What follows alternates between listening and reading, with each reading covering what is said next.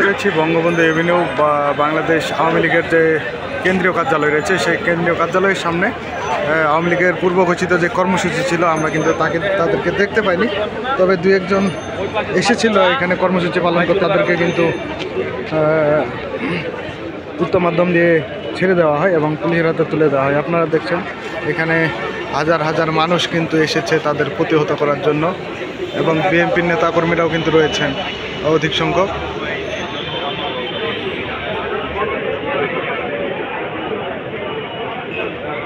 কিছুক্ষণ আগে আমরা দেখেছি দু একজন আওয়ামী লীগের নেতাকর্মীকে কিন্তু এখানে এসেছিল এবং তাদেরকে গণপিটুনি দিয়ে কিন্তু পুলিশের হাতে তুলে দেওয়া হয় এবং পরবর্তীতে পুলিশ তাকে চিকিৎসার জন্য নিয়ে যায়।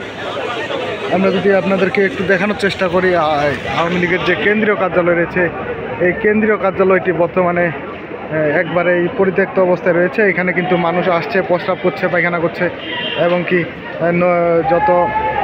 তারা কিন্তু এখানে মূলত এটি প্রস্রাবখানা হিসেবে ব্যবহার করা হচ্ছে। এই আওয়ামী লীগের যে কেন্দ্রীয় কার্যালয়টি, এখানে কিন্তু ভিতরে থাকা যাচ্ছে না প্রস্রাবের গন্ধে, অতিরিক্ত প্রস্রাবের গন্ধ এখানে মানুষ বর্তমানে এটিকে কিন্তু প্রস্রাবখানা হিসেবে ব্যবহার করছে। আমরা এখানে দেখেছি যে যত ময়লা এখানে অনেকে পায়খানা নিয়ে ফেলেছে।